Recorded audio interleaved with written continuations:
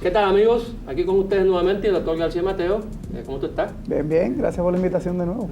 Tú sabes que yo te voy a estar llamando cada vez que yo entienda que vamos a discutir un tema interesante y como el tema que vamos a discutir hoy es qué es lo nuevo en el manejo del paciente diabético. Las guías han cambiado. Antes hablábamos de que el medicamento más importante era ahora, en el 2014, esto ha cambiado. Ahora la terapia es basada en el paciente, en lo que más el médico todavía entienda que es importante para el manejo de ese paciente. ¿Qué tú me tienes que decir a mí sobre estas nuevas guías? ¿Qué es lo que tenemos? Sí, es verdad, o sea, en 2012 revisaron bastante estas guías donde se toma en consideración el paciente en tomar las decisiones. O sea, ya no es hacer la meta de glicosilada de A1C de menos de 7% para todo el mundo como si fuera una receta de cocina. Ahora tenemos que como que sentarnos con el paciente, ver cuáles son las características del paciente, qué complicaciones tiene, cuánto es su duración de diabetes, su duración de enfermedad, cuáles los medios que tiene el paciente, qué medios tiene, qué económicos, culturales, la manera que come, la manera que vive el paciente, para entonces tomar en cuenta todo eso y sentarnos con el paciente, cuál es tu mejor terapia, cuál es tu meta de A1C, ¿verdad? Donde debe ser una meta adecuada que disminuya complicaciones. Y esta meta puede variar desde menos de 7, menos de 6.5, o puede variar a menos de 8 aquellos pacientes que en realidad tienen muchas complicaciones o que tienen una expectativa de vida que no sea tan larga, ¿verdad? Porque hay estudios que nos han dicho, ¿verdad?, que tenemos que individualizar la terapia. No podemos dejarnos llevar porque este paciente tiene diabetes y esta es la meta que vamos a tener, sino que tenemos que individualizar con cada paciente cuál es tu meta y cómo vamos a llegar a ella. ¿Qué tipo de medicamentos vamos a usar? Si vamos a usar medicamentos orales en monoterapia, en solamente un medicamento oral, si vamos a usar 2 de inicio. Hay veces que podemos usar 3 de inicio, que eso es en algunos casos nada más. O hay pacientes que se benefician de usar insulina desde inicio porque tienen un control glicémico demasiado pésimo cuando llegan a nosotros o no se han diagnosticado y llegan a un diagnóstico mucho más tardío. Porque el goal de esto, ¿verdad?, la meta es llevarlo a disminuir complicaciones, ¿verdad? Exacto, eso es lo que quería. O sea, eso es lo importante y es lo que se acaba de salir publicado ahora, como dije yo en un programa anterior. Hace una semana en el New England Journal of Medicine, que ha disminuido la mortalidad. Porque estamos haciendo las cosas como se supone que las tenemos que hacer ahora. Los últimos 20 años hemos mejorado. Estamos colocando al paciente ahí, donde tiene que estar, la figura más importante. Yo soy ayuda de ese paciente. Pero es interesante que ya, y yo no sé cómo nos vamos a enfrentar, no solo en Puerto Rico, donde los planes nos obligan a usar un libro de cocina, es interesante saber que ahora nosotros pues tenemos que sentarnos con el paciente y consultar al paciente. El paciente me decía otro día, doctor, pero usted déjeme lo que usted crea. Y dice, no, si usted no puede tomarse ese medicamento porque le cae mal el estómago, yo no se lo voy a dar, porque usted no se lo va a tomar. Claro. Y entonces no va a lograr la meta. Y eso es lo primero que tenemos nosotros que hacer cuando vamos a empezar a tratar a un paciente con cualquier tipo de medicamento. Se lo va a tomar. Hay pacientes que no quieren saber de medicamentos.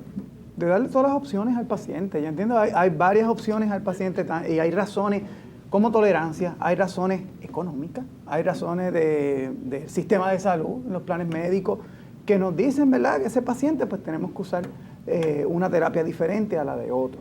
Pero no solamente dejarnos llevar, ¿verdad?, por la economía. O sea, hay veces que tenemos que tener eso en cuenta, pero tenemos que tener en cuenta también cuáles son los riesgos del paciente, por ejemplo, de hipoglucemia, de los bajones de azúcar.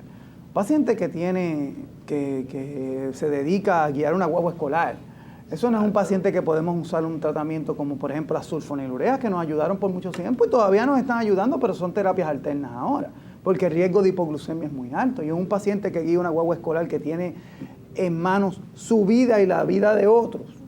Eso es un tratamiento que puede aumentar el riesgo para ese paciente y para otras personas de la comunidad. Y eso es bien importante porque nosotros como médicos estamos dando el arma para que ocurra el accidente. O sea que tenemos que estar bien claros en que el medicamento, porque el paciente me dice a mi doctor, pero mi vecina está usando este medicamento y le va muy bien. ¿Por qué yo no lo puedo usar? Entonces uno tiene que explicarle. Y es más barato. Bueno, pues ella no está usando porque quizás su plan le cubre ese, o quizás a ella no tolera el que te hace falta a ti. O sea, que esto es terapia individual, cada paciente es aparte. Aquí no hay un libro de cocina, ni está escrito en piedra, en acero. Antes teníamos, y yo creo que todavía persiste la idea de que la metformina sigue siendo el mejor medicamento para empezar a un paciente, pero un paciente con una glucosilada de 8.5, Ahí tenemos problemas, ¿verdad? Sabemos que el Colegio Americano de Endocrinólogos, en sus últimas recomendaciones, nos dice que además de tomar en consideración las características del paciente, que tenemos que tomar en consideración también qué nivel de A1C, que es el parámetro más importante de control según todos los estudios, qué nivel de A1C de glicosilada tiene ese paciente para nosotros detectar cuál es el tratamiento correcto, si es un tratamiento de un solo medicamento, si son 2, si son 3 o es insulina. En mi barrio decían que eso era como dar la primera piedra de inicio, ¿verdad? No ir poquito a poco, hay que llevarlo a la meta, tratarlo de llevar desde inicio de la manera más segura posible, o sea, de una manera agresiva, pero de una manera segura, porque no lo vamos a hacer de una manera que le cause una hipoglicemia al paciente, le va a causar problemas, o usar un medicamento que está contraindicado para ese paciente, ya sea por problemas renales o otras complicaciones. Pero es bien importante tomar en cuenta de que aquel paciente que tiene un 8.5 de glicosilada, un A1C de 9%, no se va a controlar con un solo medicamento. O sea, la terapia de inicio por costo-efectividad, por seguridad y por el mecanismo es metformin. Metformin no causa hipoglucemia. Metformin es un medicamento que se tolera muy bien en la mayoría de los pacientes. Es un medicamento también que no aumenta de peso, ¿verdad? Es un medicamento que también es bien accesible porque es económico. Un buen costo, es económico, es excelente. Aunque eso es economía, yo lo estoy viendo últimamente porque cuando llegó el Obamacare, yo observé un aumento de casi 3 veces el precio de los medicamentos genéricos. Yo no sé qué pasa, no sé por qué no han hecho algo para eso, pero en Puerto Rico el medicamento genérico bioequivalente que costaba $2, ahora cuesta 6. Porque ahora todo el mundo tiene derecho a un plan médico, todo el mundo tiene plan médico, pero vamos a cobrar porque va a haber más dinero. O sea que eso de que son más eso es relativo. Es relativo. Es relativo. Es relativo. En este sistema económico que nosotros nos movemos, dentro del capitalismo es así, y dentro de imagino que el socialismo será también igual. Pero no vivimos en un país socialista. Pero lo que tú acabas de decir es bien importante. 8.5 no lo vamos a bajar con una pastilla de metformin. En el estudio que nosotros hicimos, que estamos analizando los datos ahora, encontramos un porciento alto de pacientes que estaban más de 7 y menos de 8, que estaban en una sola pastilla. Pero esos pacientes nosotros tenemos que añadirle otro medicamento porque no van a bajar con un solo medicamento. Obviamente, cuando hicimos el cálculo, pues aumentó el beneficio de control de A1C en esos pacientes. En estadísticas, ¿verdad? Y eso lo podemos ver, comparar esas estadísticas, llevarlas a la vida real.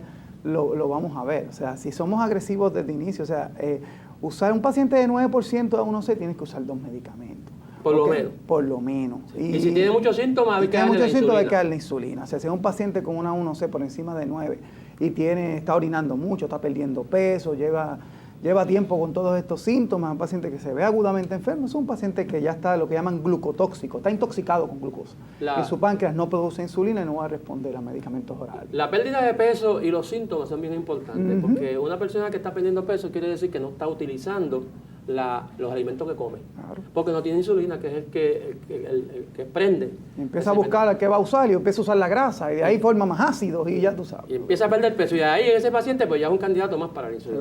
Pero regresando al tema de los orales, de la pastillología, nosotros tenemos que entender, nuestros compañeros deben entender, los compañeros médicos y los pacientes deben entender que a veces tienen que usar más de 2 medicamentos y que eso unido a las pastillas que usan para el colesterol, las pastillas que usan para el corazón, la presión, son necesarios para prevenir complicaciones. En el estudio que citamos al principio, donde salieron los datos en Estados Unidos, un estudio de 20 años, disminuyó dramáticamente la mortalidad en el 90, disminuyó dramáticamente la mortalidad por infarto de miocardio.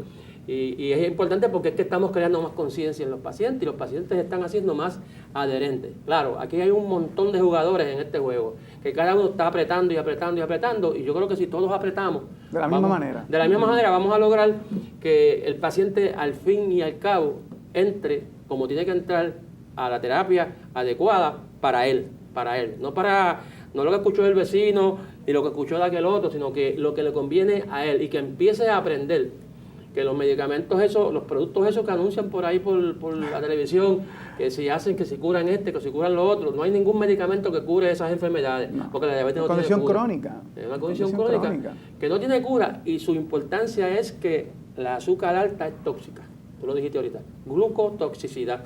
Y si yo tengo un tóxico circulando por todo el organismo, tengo un tóxico dañando todos los órganos del organismo. Así que amigos, en un momento, no se retiren, que en un momento dado regresamos para continuar con este tema. A continuación, unos datos educativos para que estés en alerta. Usted debe aprender habilidades básicas para el manejo de la diabetes, las cuales ayudarán a evitar problemas. Entre estas habilidades se encuentran cómo evaluar y registrar la glucemia, qué comer y cuándo, cómo tomar los medicamentos si se necesitan, cómo reconocer y tratar los niveles altos y bajos de glucemia, cómo manejar los días en que se está enfermo y dónde comprar los suministros para la diabetes y cómo almacenarlos. Alerta Diabetes, porque estar en alerta significa estar en control y vivir mejor. Alerta Diabetes llega a ustedes en parte gracias a una contribución educativa de Lilly USA LLC, Sociedad Puertorriqueña de Endocrinología y Diabetología, y Quality Construction Services. en una producción de Jam Media Producers para el Center for Diabetes Control of Puerto Rico.